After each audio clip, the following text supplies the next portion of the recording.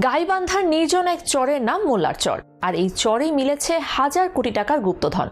শুনতে অবিশ্বাস্য মনে হলেও এমনই এক তথ্য দিয়েছে বাংলাদেশের খনিজ সম্পদ গবেষণা প্রতিষ্ঠানগুলো। উত্তরের এই জেলার নদী কেন্দ্রিক জেলা গাইবান্ধা শহর থেকে 15 কিলোমিটার দূরে লুকিয়ে আছে নানা ধরনের মূল্যবান খনিজ।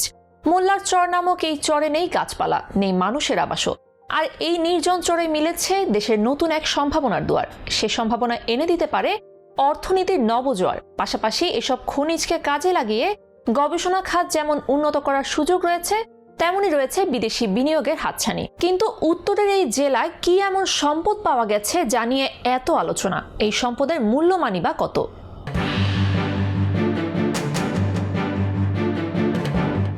মাটির নিচে গুপ্তধন, এমন কথা শুনলেই যেন রূপকথার গল্পের কথা মনে হয়। চোখে ভাসতে থাকে হীরা, জহরত, মণি, মুক্তার নানা অবয়ব। তবে আজকের পৃথিবীতে কোথাও এমন সম্পদ পড়ে আছে আর তার সাধারণ মানুষের হাতে পৌঁছে গেছে এমন ঘটনা নেই বললেই চলে। তবে আজকের দুনিয়ায় গুপ্তধন বলতে এখন যা বোঝায় তা হলো নানা রকম প্রাকৃতিক সম্পদের সন্ধান। এছাড়া পৃথিবীর নানা দেশে যখন খনিজ সম্পদ পাওয়া যায় তখন অনেকেই শঙ্কিত হয়ে পড়েন কিভাবে এসব আহরণ করা হয়, কারণ বেশিরভাগ দেশেই থাকে না নিজস্ব প্রযুক্তি, ফলে নির্ভর করতে হয় বিদেশি প্রযুক্তি এবং কোম্পানির উপর। সেখানে ব্যতিক্রম নয় বাংলাদেশও। এর মধ্যে বাংলাদেশের উত্তরের জেলা গাইবান্ধায় মিলেছে এমনই এক গুপ্তধনের সন্ধান। গাইবান্ধা জেলা শহর থেকে 15 কিলোমিটারের টানা পথ দারিয়াপুর ছোট্ট বাজারকে পাশ কাটিয়ে একমুখী সড়কে আরো 7 কিলোমিটার যাওয়ার পর যমুনার তীরে কামারজানি লঞ্চ ঘাট। সদ্য ব্যস্ত এই ঘাট থেকে কিছুক্ষণ পরপরই যাত্রীবাহী নৌকা একের পর এক ছুটছে নদীর অথই জল কেটে দূরের চরগুলোতে। তাদের সঙ্গে পাল্লা দিয়ে শ্যালো মেশিন চালিত নৌকায় যাওয়া যায় মোল্লার চর। নির্জন মোল্লার চরে নৌকা ভিড়তেই সূর্যের আলোয় প্রতিফলিত হয়ে চোখে পড়বে সাদা বালুকণা। দূর থেকে দেখলে মনে হবে যেন জ্বলছে। দেশের এই সাধারণ মনে হলেও আসলে তা নয়, কারণ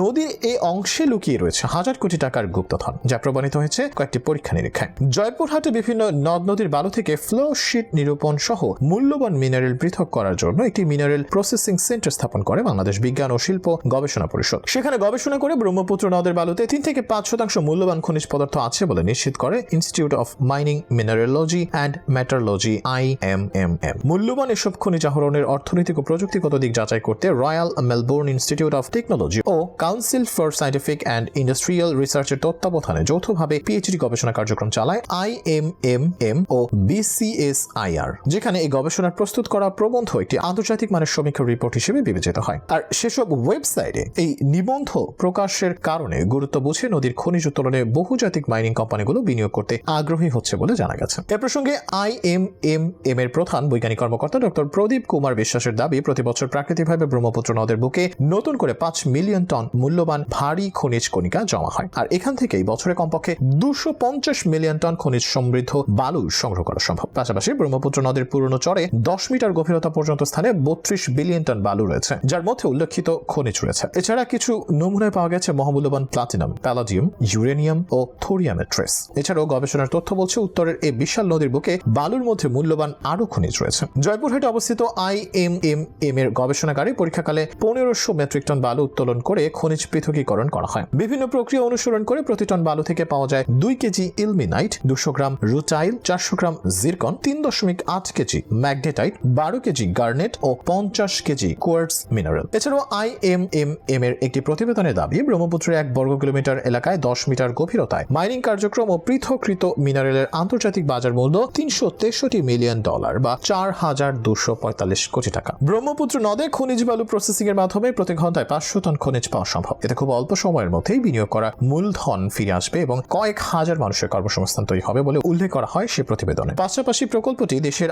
আর্থ-সামাজিক উন্নয়নের সহায়ক হবে বলেও দাবি IMMM এর। এদিকে ব্রহ্মপুত্র নদের বালুচরে এক্সপ্লোরেশন কাজ সম্পন্ন করেছে Australian company Everlast minerals limited. Mining license প্রাপ্তি ও কার্যক্রম পরিচালনার জন্য জ্বালানি ও খনিজ সম্পদ মন্ত্রণালয়ে আবেদনও করেছে তারা। ব্রহ্মপুত্র নদ থেকে মূল্যবান খনিজ সম্পদ আহরণে গাইবান্ধায় 2295 হেক্টর বালুচর লিজ নিতে চান তারা। এছাড়া কোম্পানির সঙ্গে সংশ্লিষ্ট একাধিক সূত্র জানায় নিজ খরচে খনিজ আহরণের পর সরকারকে মোট মূল্যের 43% দেওয়ার প্রস্তাব দিয়ে আবেদন করেছে প্রতিষ্ঠানটি। তবে এ বিষয়ে এখনো সিদ্ধান্ত জানায়নি সরকার। তবে ব্রহ্মপুত্র ছাড়াও উত্তরবঙ্গে রয়েছে 5টি খনি। জয়পুরহাটের মাটির নিচে বিশাল আকারে আছে 2527 কোটি টন চুনাপাথর। টন প্রতি $30 হিসেবে ধরলেও এই অর্থের পরিমাণ দাঁড়ায় $75,810 কোটি। এটাও উত্তোলন করা যাচ্ছে না। ব্রহ্মপুত্র নদে খনিজ বালু এখন সম্ভাবনার দ্বার খুলে দিয়েছে। এটির উত্তোলনে পর্যাপ্ত উদ্যোগ নিতে হবে সরকারকেই। এই সম্পদগুলোর যথেষ্ট ও সুপরিকল্পিত ব্যবহার প্রয়োজন। তাহলে দেশ পর্যাপ্ত বৈদেশিক মুদ্রা আয় করার পাশাপাশি স্বয়ংসম্পূর্ণ হবে বলে প্রত্যাশা সংশ্লিষ্টদের।